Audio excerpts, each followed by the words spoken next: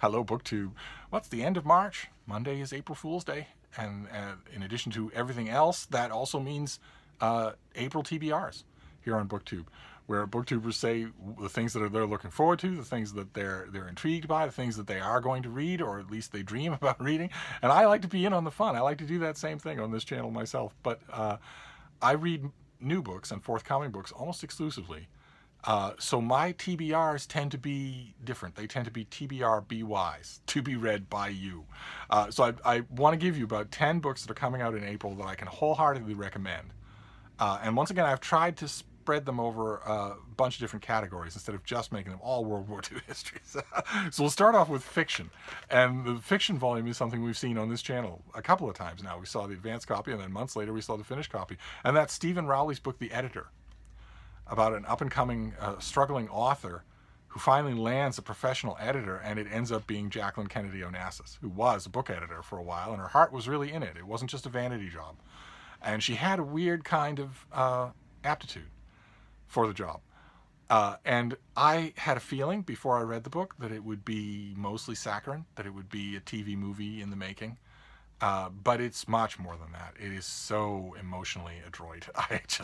I loved it. Absolutely loved it. So that is, as far as I know on this list, that is the only piece of mainstream non-genre fiction. So, but I do recommend it. And then we'll move on from there to mystery. Although this book is so intelligent and textured that it could easily work as just historical fiction. It doesn't. There is a mystery, but and it is Metropolis by Philip Kerr.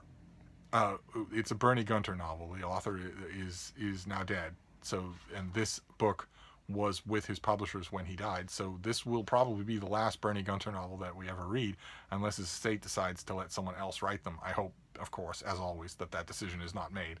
But those of you who maybe don't know the character of Bernie Gunter, he's amazing. It's an amazing series of books. He's a hangdog German policeman who just wants to get about his job. He's actually very good at being a police detective. But in addition to being a police detective and dealing with murderers and murder suspects, he also has to deal for most of his career with the Nazis and who run the country and often make outrageous political and social demands of him.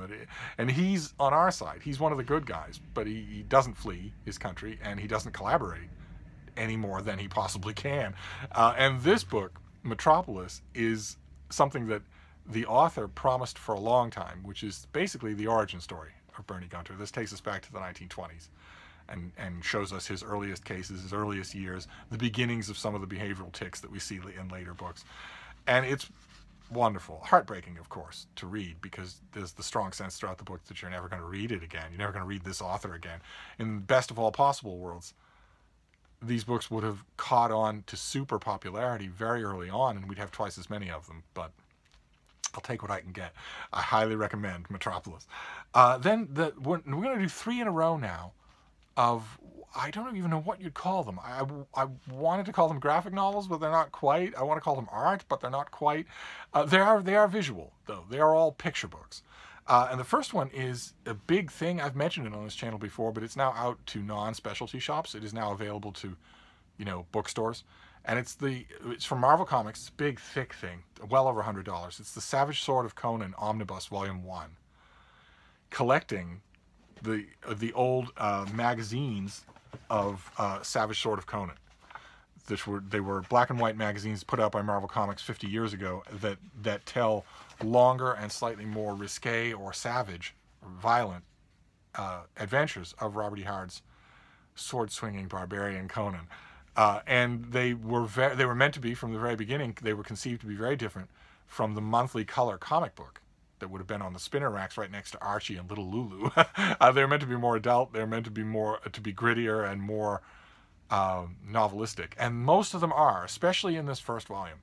This first volume has some fantastic Conan adventures, including plenty of digressions and Phillips and little side adventures and even big main adventures that never occurred to Robert E. Hard. They are solely the province of the author Roy Thomas. So it's a whole great adjunct to your Conan library, especially if you only know Conan from the books. But then the second of these illustrated books, they're all oversized. and they're all illustrated. And the second one is Middle-earth Journeys in Myth and Legend by Donato Giancola. And all it is a collection of Giancola's full-color paintings of various scenes from Tolkien's Legendarium. The cover has someone who's obviously Gandalf the Wizard with his staff and his sword.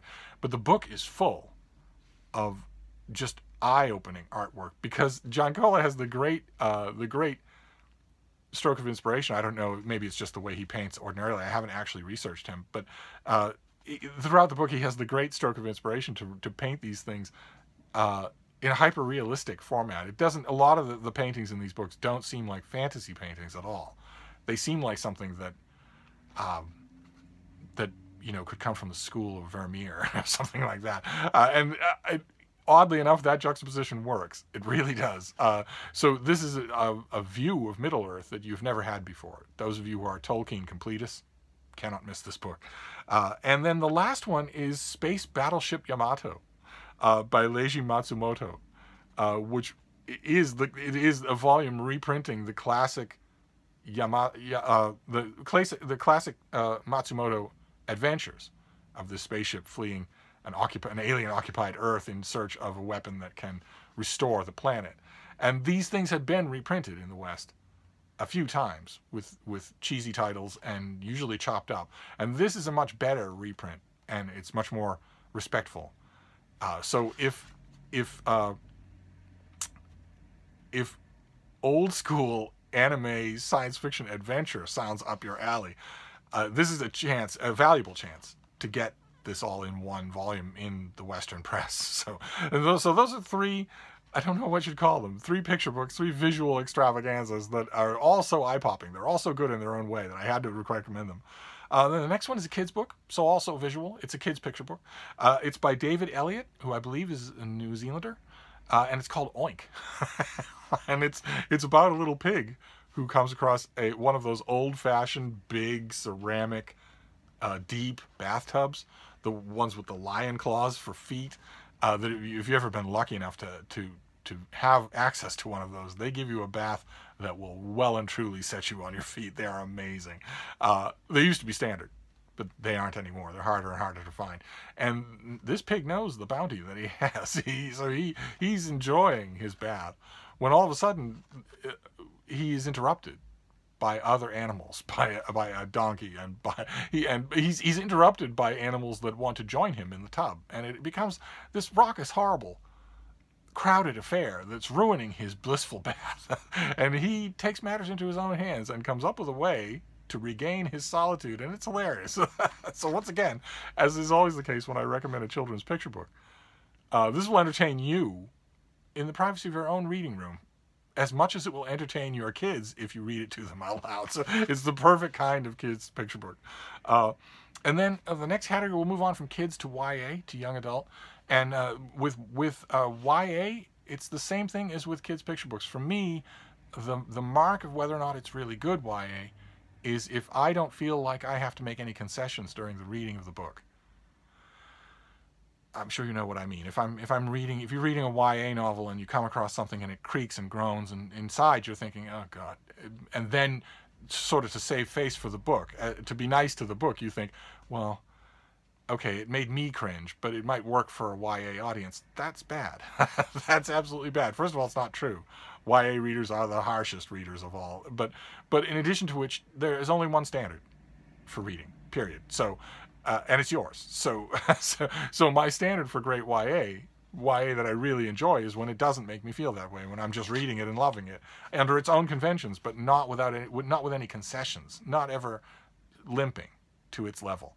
And I have two to recommend. The first one is by Kate Allen, and it's called The Line Tender. And it's about a little girl whose mother is passionate about studying sharks, especially great white sharks. And little Lucy loses her mother.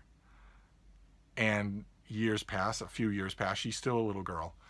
And she makes friends with a boy, and that friendship is going wonderfully. And then a shark-related tragedy happens again.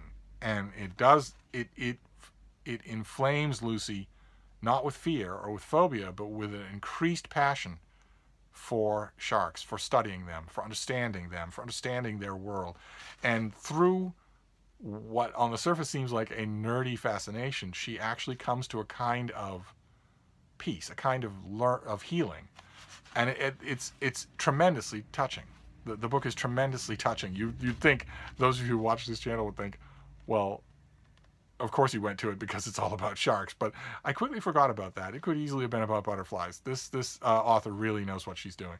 And the next one is YA fantasy. It's called Descendant of the Crane by Joan, and then her last name is H.E.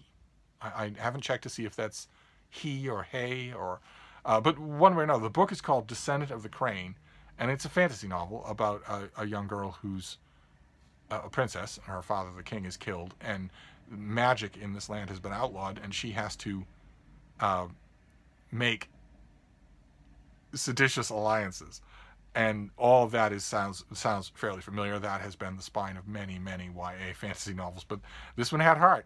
It had heart and a lot of grace to it. I loved it. Kept reading right to the end. Didn't feel at all like I was making allowances, which is, like I mentioned, what I look for. And then we'll move on to science and nature. We'll do two of those. The first one, it could easily just be history. I mean, it's got a sciencey subject, but it's got a history emphasis to it. It's by Douglas Brinkley. We've seen it on this channel. It's American Moonshot, one of the many books that are coming out in 2019 to commemorate the 50th anniversary of the Apollo 11 moon landing.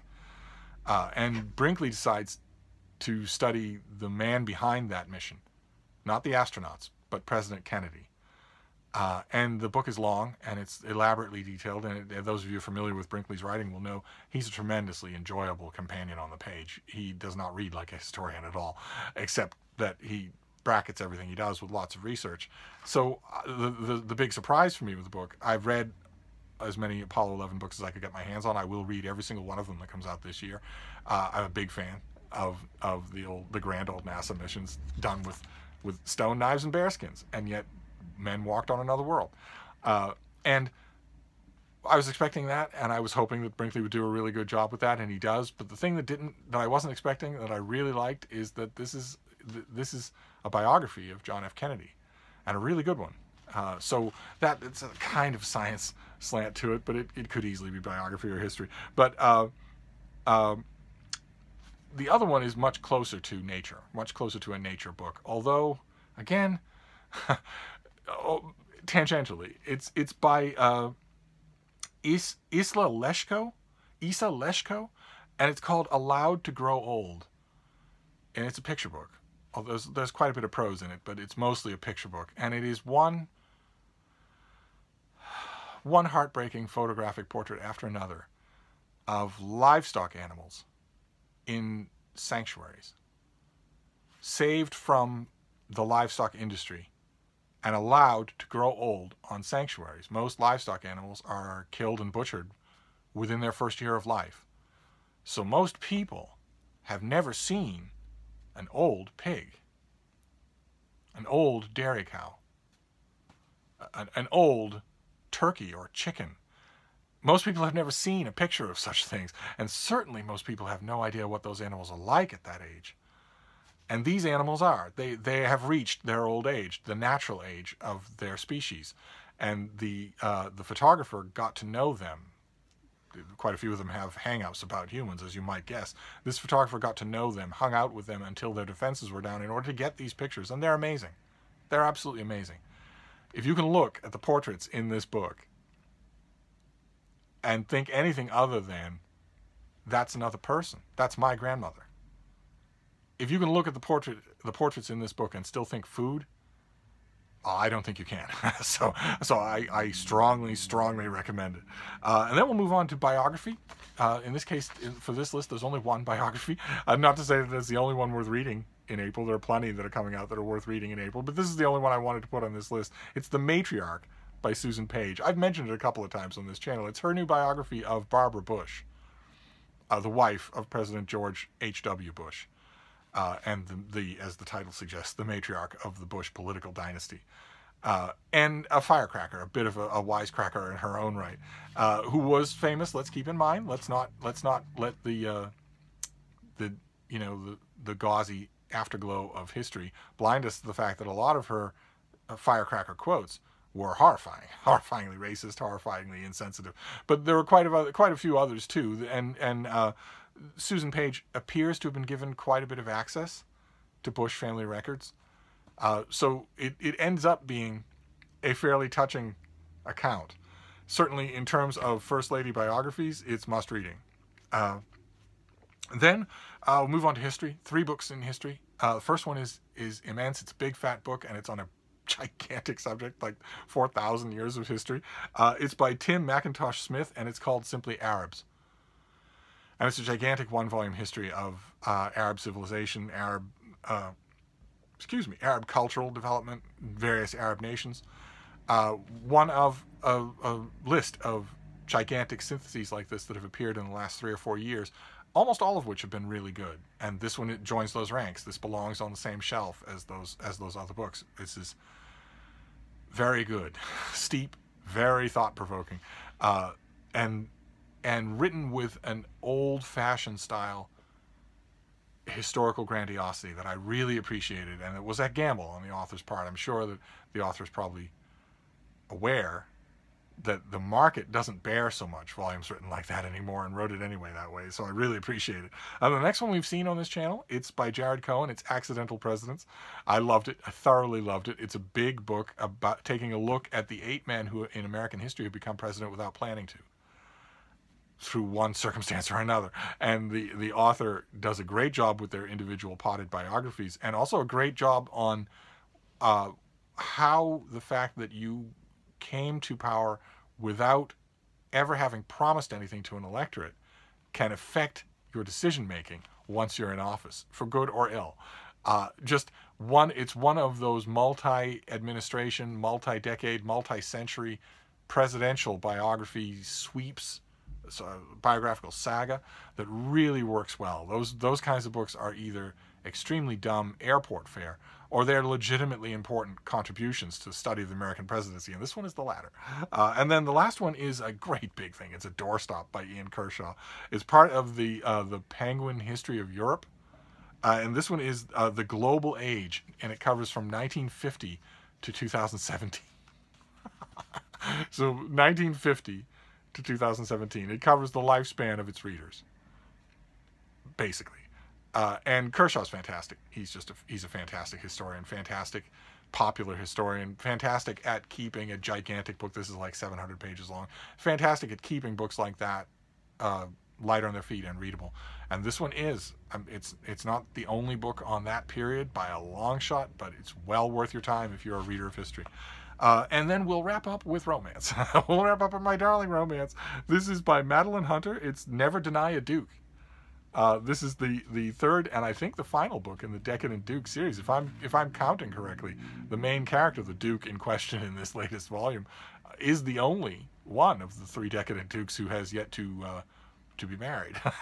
And in this book, he faces a headstrong young woman who has a small request of him. He has so many estates and country homes and whatnot, and all she really needs is one of them. She wants him to just, for her own personal family reasons, she wants him to hive off one of his estates and simply give it up.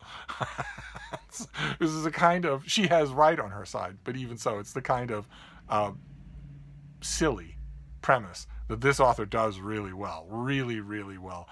And this book is no disappointment. It's just sparkling from beginning to end. And that's how we're going to end this April TBR BY. So we've covered a few genres here. Is there anything we didn't get? We didn't do science fiction. Probably a few other things. There are probably a couple more contemporary novels that I could have done, but I decided just to do the one because I want to give the editor the prominence I think it deserves. You will love it. It is not egghead.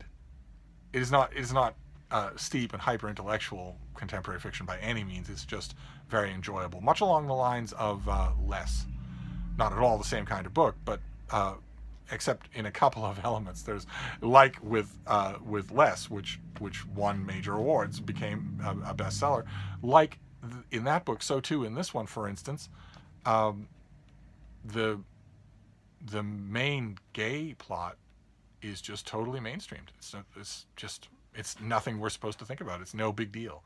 But lots of other things too. So we'll start and finish with that. We'll start with contemporary fiction, really enjoyable, and we'll end with contemporary romance, also really enjoyable if you read romance. And that's it. That's your April 2019 TBR BY. and of course, I mean, I watch all the BookTube videos, but keep in mind, I also want to hear in the comments field what your own April TBRs look like, especially if you don't have a BookTube channel. But anyway, I'll wrap this up for now. But I'll be back. Thank you, BookTube.